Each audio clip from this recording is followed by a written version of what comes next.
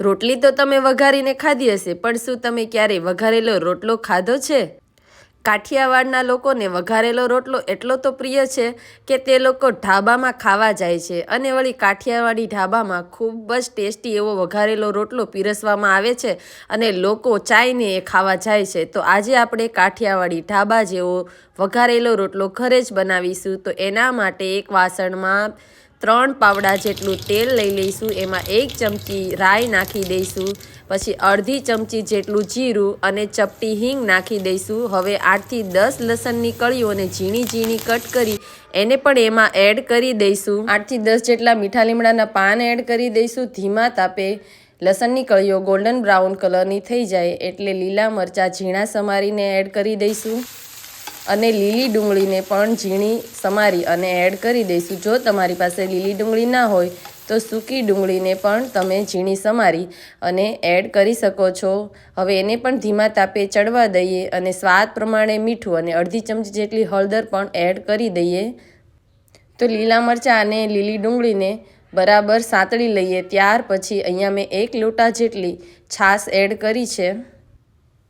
તો છાશ છે એ મીડિયમ ખાટી છે, તો એને મેં 1 લોટા એટલે કે 2 ગ્લાસ જેટલી એડ કરી છે.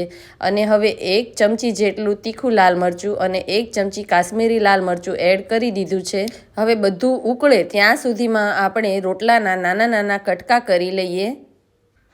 તો આવી રીતે તમને જેવા પણ ગમતા હોય એવા નાના અથવા થોડા મોટી સાઇઝના, અથવા તો આનો સાવ ભૂકો પણ કરી શકાય છે, અથવા થોડા કટકા અને થોડો ભૂકો એવું મેં અહીંયા કરી લીધું છે. અને હવે અહીંયા આપણું પાણી છે એ પણ ઉકળી ગયું છે. તો એમાં હવે આપણે બાજરાના જે રોટલાના કટકા કર્યા છે એને એડ કરી દઈશું. પાણી ઉકળે ત્યારે જ એડ કરવાના છે.